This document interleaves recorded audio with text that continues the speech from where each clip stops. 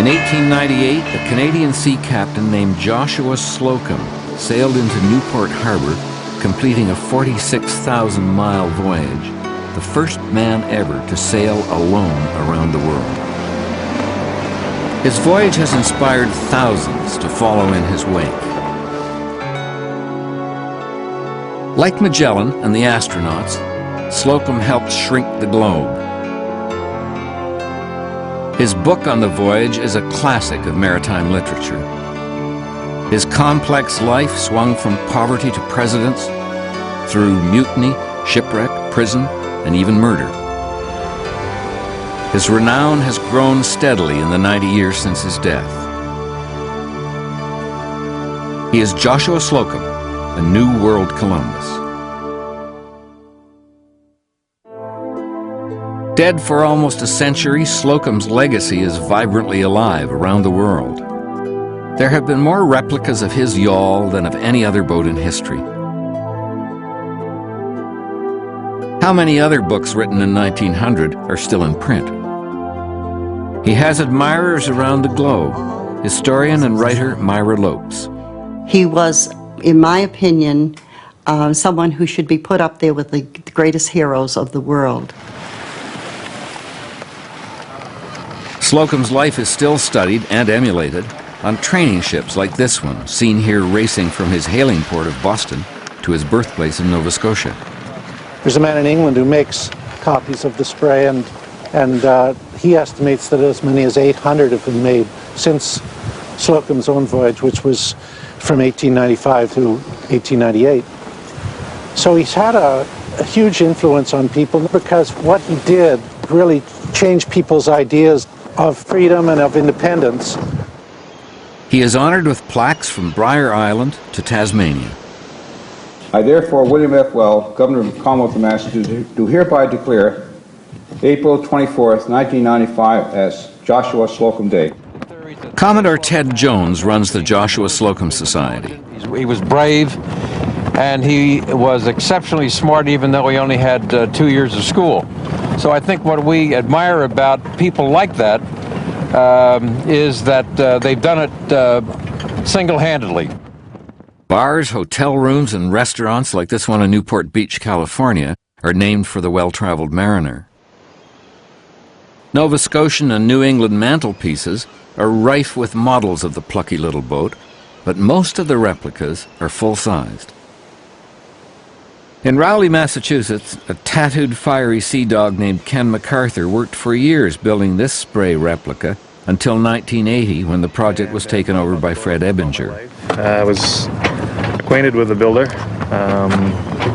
when I was kind of a little boy, and when I first saw it, I just thought it was a pirate ship washed up on the beach. Len Pearson, sailing his spray replica, the Thane, in the outer harbor of Victoria, BC, is typical of the many people who have emulated Slocum's life. One day I was just driving along and I found a boat under a cherry tree, and I recognized it as a spray. So I gave the guy my '68 Chevy for the hull and put the decks and cabin on her and built her up, and here she is. At the celebration of the 100th anniversary of Slocum's circumnavigation, shipbuilder Ed Davis arrives from Maine with his replica, and actor Michael Hogan from Canada in costume as Slocum. With a group of Slocum aficionados, they're sailing across Boston Harbor.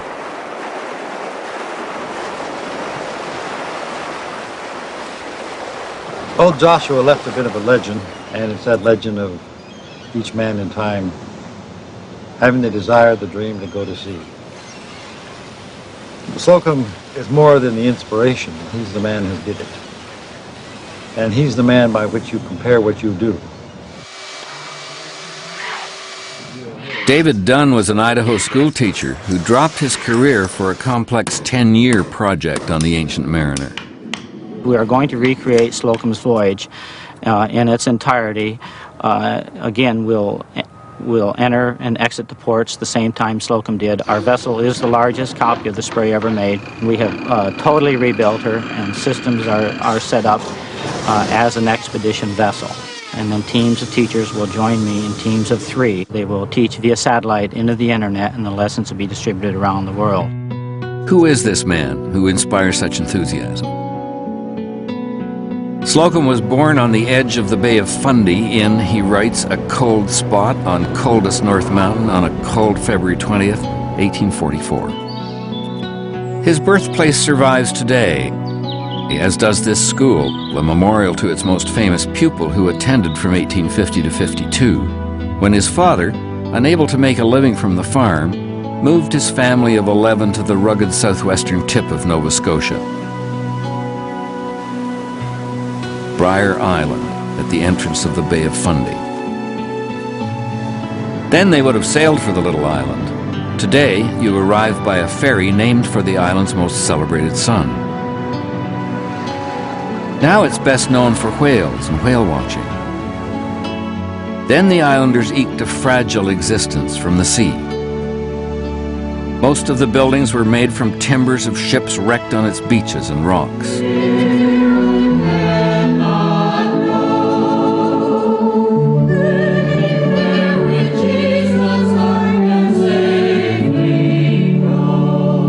Slocum was forced into weekly attendance here at the Westport Baptist Church by his tyrannical father, who acted as deacon of the church and held pew 13 for the family. He also pulled Slocum from school to work in this boot shop, turning out leather boots for the island fishermen. So although Joshua would become not only an accomplished sea captain, but also an acclaimed writer, he had left school with only a grade school education. Slocum hated the boot shop. Fascinated by the ships outside the grimy windows, he would retreat into his own world, carving a complex ship model. When his father found what he called the devil's handiwork, he smashed it underfoot, destroying what was left of his relationship with his son. When his mother died a year later, Slocum ran away to sea, first as a cook on a schooner, and then on a deal droger sailing for Liverpool.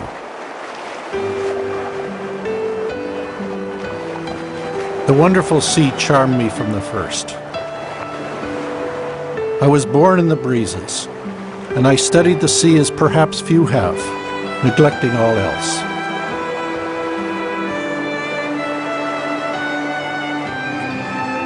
The 1860s, the height of the age of sail. As many tall ships were on the North Atlantic then as jetliners are above it today.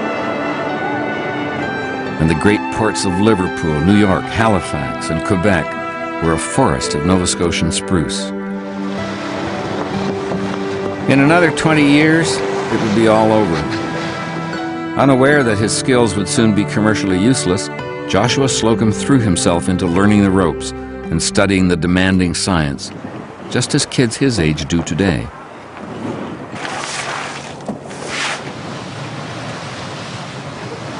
The company on today's tall ships may be better than it was in Slocum's day, but the sea is unchanged. The fog is just as thick, the water just as cold, the waves just as big, the masts still as tall. There goes the sun over that way, crossing the horizon at an angle above the horizon. And figuring out where you are using a sextant, trigonometry, and celestial navigation is still just as complicated. All right, so the book tells us declination, the sextant tells us HO. All we have to do is add or subtract the right way using a formula similar to this, and we've got our latitude. Bingo. And that's exactly how Columbus did it too. Slocum became a master navigator, a skill that would serve him not only on the many tall ships he commanded, but even more so on his epic but ridiculously underfinanced voyage alone around the world. My old chronometer, which was a good one, had been long in disuse. I tried to get it cleaned and rated, but they wanted $15 for it. $15. They may as well ask for the moon. I traveled with nothing till I got to Nova Scotia. But once I got to Yarmouth, I got my famous tin clock, the only timepiece I carried on the whole voyage. The price of it was $1.50, but on account of the face being smashed, the merchant let me have it for $1. So Slocum navigated some of the world's most difficult and treacherous waters using a $1 tin clock. He used the lunar method. Considered laborious and archaic even then, it's forgotten today, but it had the advantage of not requiring absolutely accurate time, thus not requiring the $15 Slocum didn't have. His extraordinary navigation was further tested when a goat, given to him by the islanders of St. Helena, ate his only chart of the Caribbean. So Slocum not only circumnavigated the globe without a chronometer, but sometimes without a chart, relying on his memory of past trips through the Caribbean islands.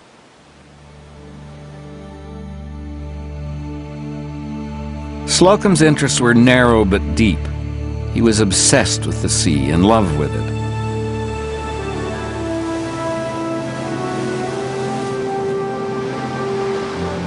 Throughout the 1860s and the 1870s, he sailed the Atlantic, the Caribbean, the Pacific, and the South China Sea.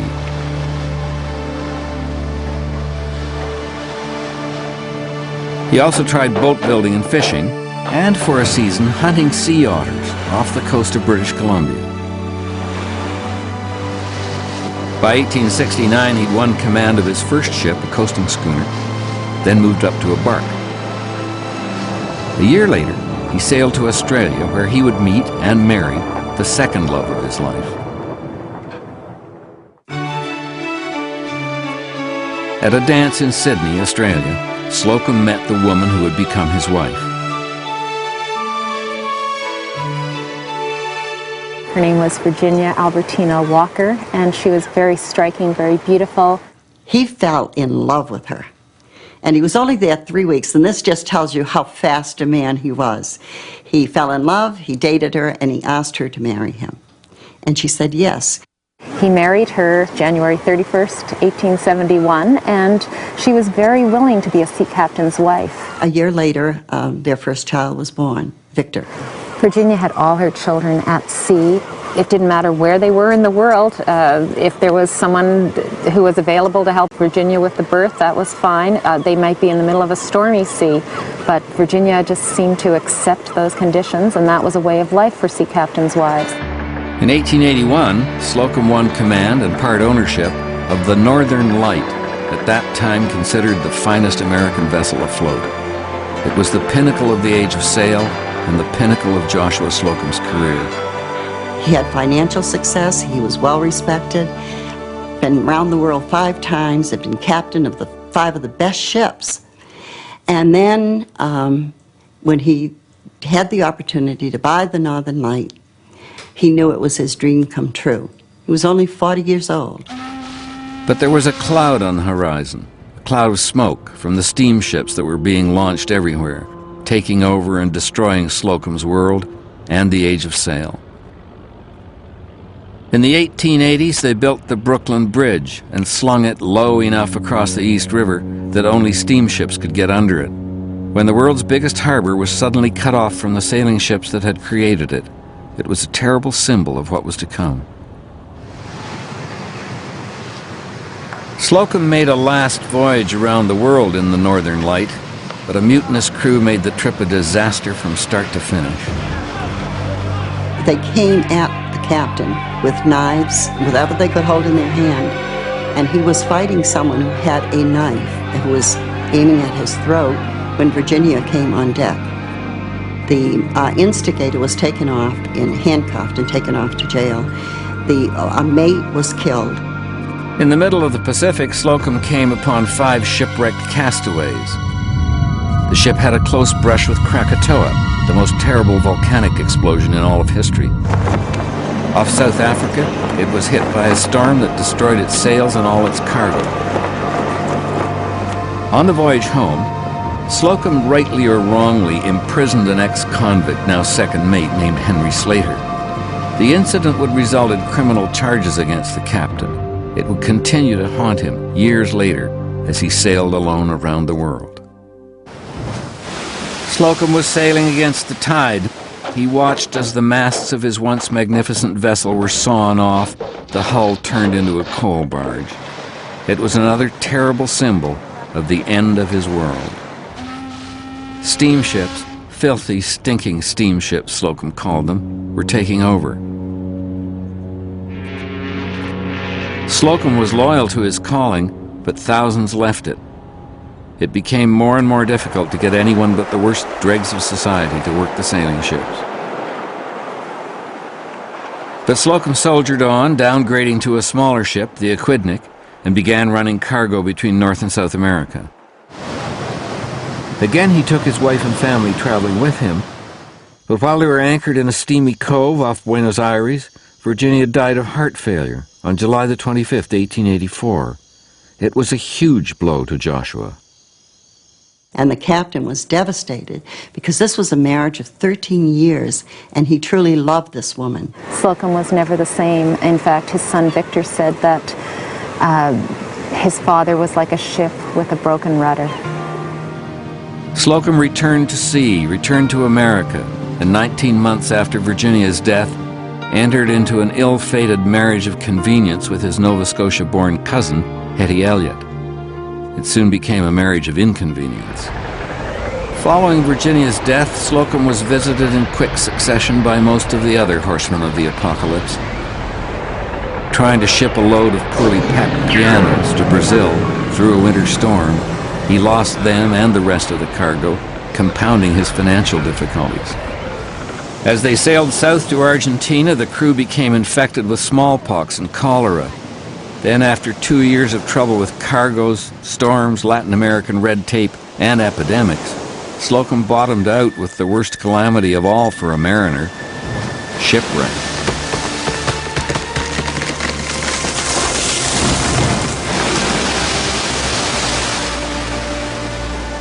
I'll wager that since men first took to the oceans, there have been literally millions of ships sunk on the edges or the bottom of the seas.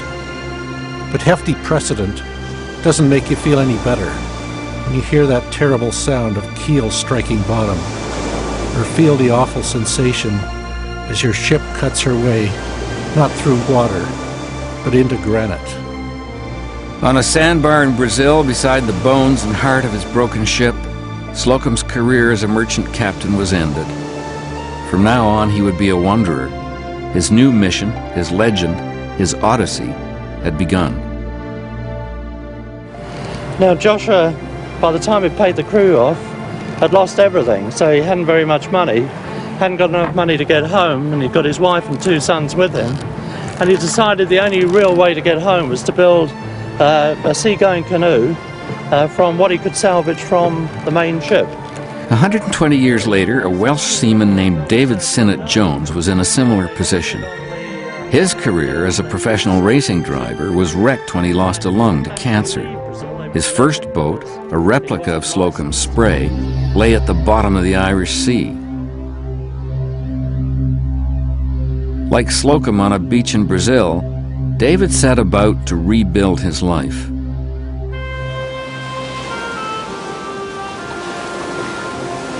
I said to Suzanne, that's what I should do. If I can get sponsorship to build a Libertadi, because I'm shipwrecked, I haven't got a ship, so this is what I should do, the same as Joshua did. He built the Libertadi when he was shipwrecked in southern Brazil. David built a replica, the first ever, of the 36-foot sailing canoe that Slocum had built with his family on the Brazilian beach. The Liberdade voyage, 5,800 miles from Brazil to Washington, D.C., was quite remarkable. Slocum turned the trip into his first book, The Voyage of the Liberdade, and with it began the tradition of blue water family cruising adventure that continues to this day.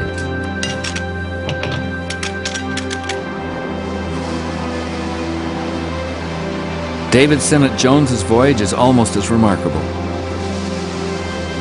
This 71-year-old with one lung sailed his Liberdade alone from Wales to Brazil and then recreated Slocum's route, sailing from Paranagua to Martha's Vineyard.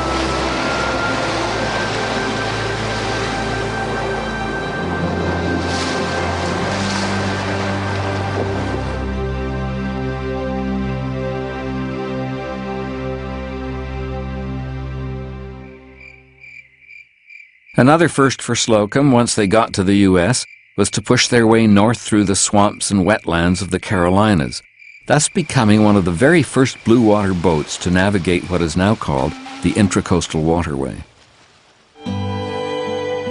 The great Civil War photographer Matthew Brady took this portrait of Slocum. He was earning notoriety, but little else. His new wife, after the terrors of the shipwreck and the dangers of the voyage back, would never sail again. She took the children by rail back to live with her inland relatives. The marriage was beginning to crumble.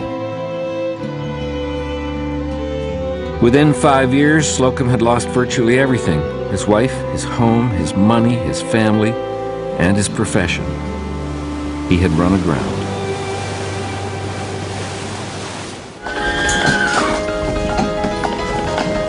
The world was changing rapidly. Electric trams were replacing horses. Railways were replacing ships. Steam replacing sail. Slocum tried to adjust, taking on the dangerous, difficult task of delivering a steam warship, the destroyer, to a dissident Brazilian general. The Brazilians managed to sink the ship. Slocum was never paid, and he returned home bankrupt in pocketbook and spirit. A chance visit to a reading by the great novelist Herman Melville would change his life. At the same time as the age of sail was waning, Melville, along with other writers such as Robert Louis Stevenson, instilled a new spirit of adventure and a dream of islands in the smoky industrial landscape. Exclamation of delight, she disengaged from her person the tappa robe which was knotted over her shoulder, and spreading it out like a sail, stood erect, with arms upraised, in the head of the canoe. Slocum was inspired. If there was no more need for sailing captains, then one would just go in smaller boats with family or friends as crew, or indeed sail alone, and then, like Melville and Stevenson, turn the adventure into literature and make the voyage pay by telling others about it. So Slocum morphed from successful ship's captain to penniless, homeless writer. In the economic gales of the 1890s, with all the old landmarks missing, the buoys sunk, the lighthouses out, Slocum was in danger of foundering. In a Boston shipyard, a chance meeting with an old whaler would put his life back on course. Captain Eben Peirce was a whaling captain who had made his fortune and contributed mightily to the decimation of the world's whales by inventing the power harpoon. He listened to the tale of Captain Slocum's declining fortunes. "You want a ship?" he asked. "Come down to Fairhaven. I'll give you a ship." The ship Peirce was offering was the Spray, a rotting 100-year-old oyster smack with a tree growing through it. Slocum found it here, in this field. This is where he rebuilt it, where he launched it, and where he returned 3 years, 2 months, and 2 days later. Ignoring the Yankee naysayers who asked how it would pay to rebuild the old derelict, Slocum set to work. Just as David Dunn would 120 years later when he began rebuilding folk singer Burl Ives' Spray replica, his first task would have been to build a steam box for the planks for his hull. By the time he had finished, he had replaced virtually every timber in the ancient tub. With each new rib and frame, he rebuilt and reshaped not only the Spray, but his own life. It was a lot of work and a pretty rough-looking project, but the bare essentials were there in Aces, and it was very, very good. Len Pearson could be talking of Slocum's work, but in fact he's talking of his own. So I did a lot of scrounging. Most of the teak came from old steamer doors from an abandoned shipyard, and I chased old demolition companies around to scrounge the best material out of the houses that were being torn down in Victoria back in the 70s. So every piece of wood on this boat has a history. Having spent 13 months at exactly $553.62 on the boat, Slocum launched her and sailed to Boston. There he met Mabel Wagnalls, 24, heir to the Funk and Wagnalls publishing empire. She told him to follow his dream to be the first man to sail alone around the world. Everyone else said he was crazy, but she told him the Spray will come back. Slocum weighed anchor and set sail on April the 24th, 1895. After lingering in Gloucester, he sailed for his old hometown of Westport, Briar Island, Nova Scotia. What did he find on the island he had left 35 years earlier? A place little changed, and indeed not profoundly changed today, though now full of memorials to its most famed resident. Phil Shea remembers his great-aunt's response to Slocum's visit. He had quite a knife for the ladies, she said, and my father didn't like it. So when he was here on the Spray, he took some, and he asked some of the young ladies in Westport to go out for a sail. And she was very disappointed because her father wouldn't let her. While filming on Briar Island, our crew uncovered a letter by Slocum from Gibraltar, which corrects the story told by all his previous biographers. Slocum did not leave from Yarmouth, as all maps of his voyage would have it, but rather sailed to Halifax, apparently to pick a fight with some unnamed enemy. At the last minute he changed his mind, sailed around George's Island, and headed back out to sea.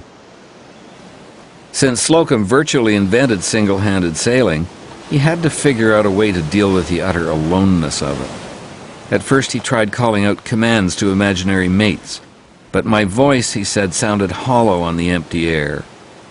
Soon, the excitement of his adventure overcame the solitude of it. His next landfall was the Azores. Just as the transoceanic wanderers sailing in Slocum's wake do today, he attended shoreside services honoring the local saints, and then left his mark on the seawall. He was also given some plums and white cheese that almost killed him. He got sick, food poisoning one time, and a big storm coming up, and he's lying down below and deathly ill, can't save his life, and he looks up on deck, and standing at the helms there's a man with a black beard and a red bandana who explains he's the pilot of the Pinta, one of Columbus's men, come to help him in his time of need. He says, "Skipper, rest easy, I'll take care of your ship for you." So Slocum rolls over and goes to sleep. Next morning he wakes up, the sun's shining, the storm's gone down, Spray is sailing her course, everything's normal. Slocum's apparition continued to help him through difficult moments. But he was not needed on the next stop, Gibraltar, where Slocum was greeted as a celebrity and royally hosted by the British Navy. But they told him that his planned route was far too dangerous, and so convinced that the Mediterranean and Red Seas were infested with pirates, Slocum headed back across the Atlantic, bound for Cape Horn. It would be no good heading for Panama. That project had only begun, transforming the world by digging a canal. Within days he was attacked by pirates after all, off the Atlantic coast of Morocco. Or so said the newspapers, and so says his book. Were they really pirates? Or were they just dark-skinned sailors traveling the same course he was on, turned into pirates by his imagination? Whatever the truth, he said that just then the wind freshened suddenly, breaking the boom of the Arab felucca. Slocum kept heading for South America and his greatest adventures yet. The first was a grounding off the coast of Uruguay, which almost resulted in a drowning. Slocum may have been the greatest sea captain of the 19th century. He may have been the greatest sailor of the 20th century, but he did not know how to swim. Few sailors did, especially sailors from those cold Canadian waters. A gaucho tried to make off with both the Spray and its tender. Slocum had to fight to get them back. But the greatest adventure and the greatest accomplishment of the voyage was Slocum's passage through the stormy waters of the Straits of Magellan in southern Patagonia. He was not a foolhardy sailor. He was quite conservative. He knew what to do. He knew when to do it. I mean, his remarkable voyage sailing through the Straits of Magellan with all of its adverse winds and storms, and that in itself is a feat that would make a man famous. He was blown out of the Straits, blown back into the Straits, sailed out again. Larry Tyler is a British sailor and filmmaker single-handedly recreating Slocum's passage to the southern tip of South America. Following the wake of Joshua Slocum on the Spray, the Dove and I, we sailed a similar route from Montevideo to Buenos Aires, and then from Buenos Aires out into the sea, encountering the same kind of conditions the He had. Horrible headwinds, and we beat out 2 days and 2 nights into nasty, sharp seas. The whole place is like a graveyard to ships. Then once we were out at sea, we headed south down the Patagonian coast, a wild and forbidding country. The winds just howl and howl and howl. Today you could say it's the calm before the storm. It's one of these dead calm days, hardly any wind, we're hardly making any headway. But within an hour we could start having a snowstorm. And in the evening it could be hailing or heavy rain. It's a very dramatic and wild corner of the earth. It's a challenge for sailing boats to come down here nowadays. But think of it 100 years ago when Joshua Slocum was here. It was even more of a challenge. A most remarkable man. On Valentine's Day, 1896, Slocum arrived at the dusty Chilean port of Punta Arenas. There, in a sail loft, he met an old sea captain who suggested a defense technique against the Patagonian natives, then still considered very dangerous, which has become the best-known story of Slocum's voyage. Captain Pedro Samblich gave Joshua a box of tacks, and he told him to sprinkle these on the deck at night so that should any natives try and board him and kill him or take his boat, they would be first stepping on the tacks. And sure enough, these tacks probably saved Joshua's life and allowed him to carry on his single-handed round-the-world voyage. Although his readers responded with glee to his stories of fending off natives with carpet tacks, in truth the natives and the wild nature of Patagonia changed Slocum profoundly.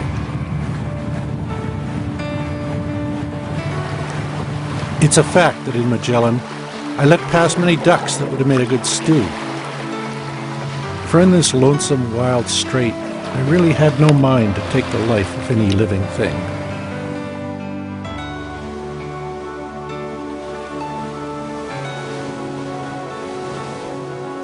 It took Slocum 2 months to make his way through these convoluted channels, particularly the nightmarish collection of reefs, rocks, and islands called the Milky Way. The Milky Way is considered to be the most treacherous water on the earth. The story goes is that only 2 vessels have ever, in that time anyway, have ever made it through the Milky Way. One was the Beagle with Darwin and a full crew, and they made it during the daytime. And Slocum made it through the Milky Way by himself, tacking by sound at night.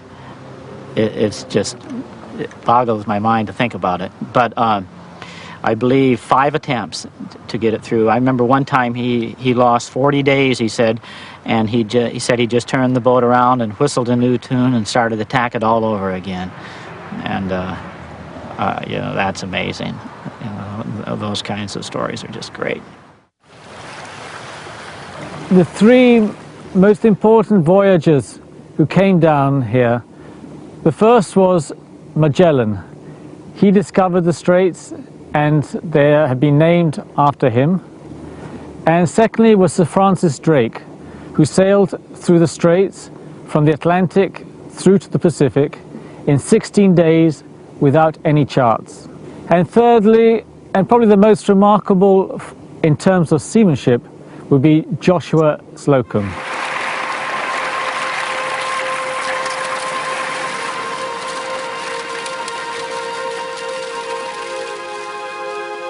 Then on to Juan Fernandez Island, the home of the original survivor and model for Robinson Crusoe, Alexander Selkirk.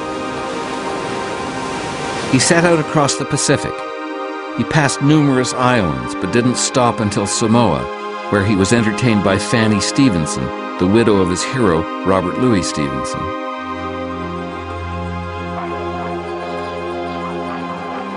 In Australia, he hauled the boat out for repairs and began to give lectures with magic lantern slides.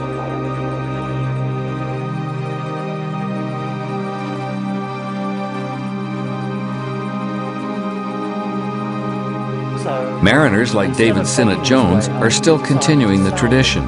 Here, in the same village hall where Slocum himself had spoken 100 years earlier.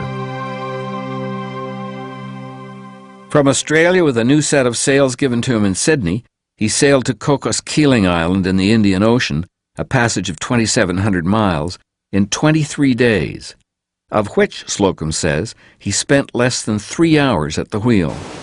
Many scoffed at this claim, indeed scoffed at his entire voyage. They didn't believe he could sail alone, that the boat would steer itself. Sailing with Sam McKenney off Vancouver, aboard his Northern Spray, talking to him at the bow with no one at the helm, confirms that the Spray design is mysteriously able to sail itself. Slocum's voyage took so long that American newspapers began to report that he was lost at sea. Slocum, unaware of these obituaries, blissfully sailed on. In South Africa, the world traveler was invited to debate the shape of the Earth with the founder of the Boer Republic, Paul Kruger, who argued that the Earth was flat. Slocum took the more conventional position. After Cape Town, it was an easy run up the Atlantic home to America, only 10,000 miles of sailing alone, without a chronometer or engine, and now that the goat had eaten them, without charts. Slocum sailed into Newport Harbor on June the 27th. Then he went on up to Fairhaven for a ceremonial kind of end, and then went into Boston on July 4th in 1898. And amazing story, 46,000 miles.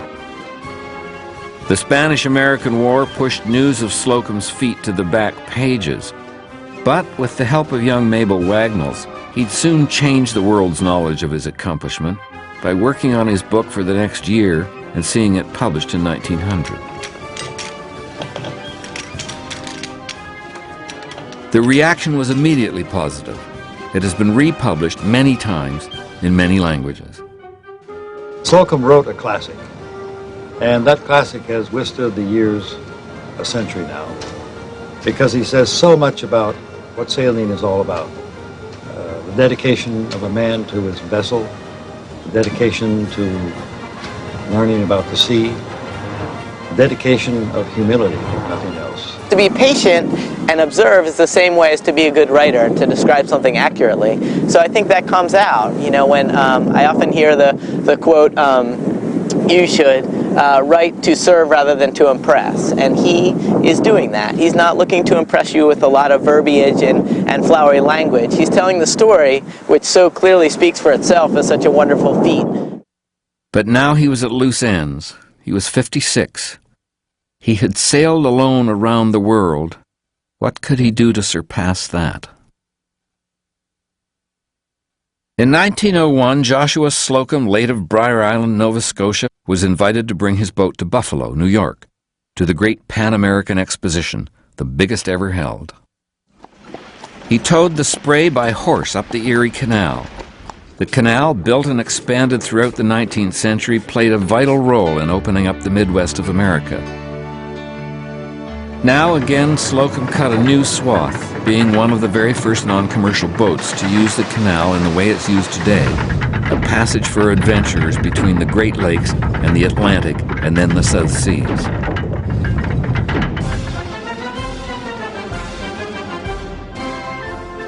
As can still be seen in this early motion picture tour shot by Thomas Edison, the exposition was a fantastical recreation of Venetian canals and along their sides electric towers and Eskimo villages and Slocum Spray. While Slocum was moored in Buffalo, he printed and sold a small souvenir pamphlet describing his voyage with an autographed piece cut from the tattered mainsail he'd used until Australia. For a Slocum aficionado to find a copy today and touch the sail that took Slocum around the world is a rare and almost awesome moment. Slocum traded yarns here with Buffalo Bill Cody, who'd brought his Wild West show to the exposition. In September, President William McKinley visited the exposition, boarded the Spray, and signed Slocum's logbook. An hour later, McKinley was shot to death by an anarchist.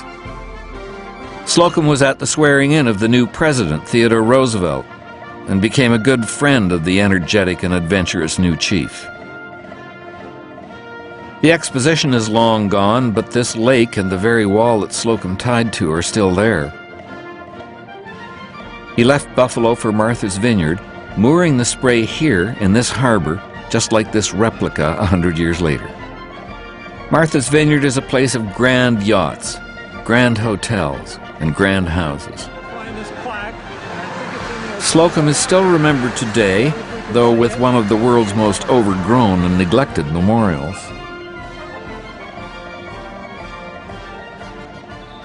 In Slocum's day, the vineyard was a sleepy farming and fishing community. Slocum tried his hand at growing hops. But it was a dismal attempt to toss in the anchor. It didn't work. Within a year, he was back at sea, sailing for the Bahamas, Jamaica, and the Caymans. But now the Spray was beginning to look as weather-beaten as her skipper. In 1908, he told President Roosevelt of his plan to sail to Venezuela, up the Orinoco, and onto the headwaters of the Amazon. He took off into a November gale and was never seen again. He may have foundered in that gale. He may have fallen overboard. Perhaps the old girl sprung a plank. But most likely, one of his hated steamships had finally caught up with him. His most recent biographer, Ann Spencer, has found evidence identifying a particular Caribbean mail steamer as the ship that ran old Slocum down. Whatever really happened, it seems appropriate that the old sea dog who loved the sea and did so much to share that love with the world should still be in and of it. Less appropriate to those who love his memory is the dry language of the Dukes County Court official statement. The court finds that Joshua Slocum disappeared, absconded, and absented himself on the 14th day of November AD 1909, disappearing under the following circumstances. He sailed from Tisbury, Massachusetts in the sloop Spray of 9 tons burden and has never been seen since, and therefore the court declares that the aforementioned be declared lost at sea and legally dead.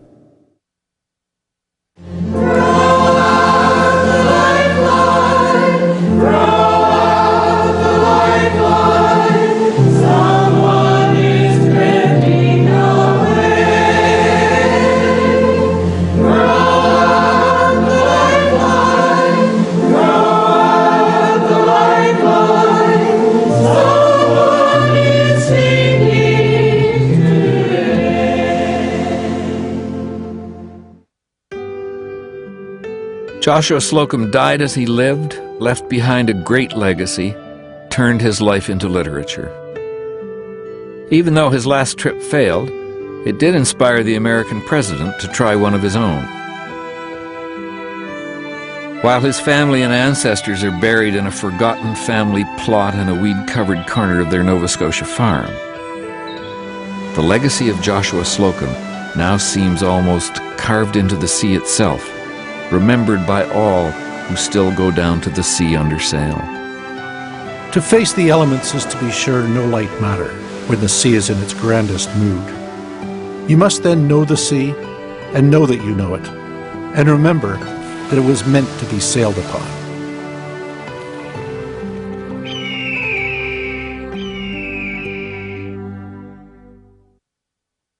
When the canvas snaps around you and the spray is in your eye, can you feel the mother calling?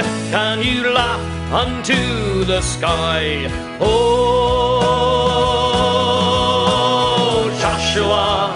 Oh Joshua, you're right and they were wrong. You're the music, you're the singer, you're the last romantic song. Oh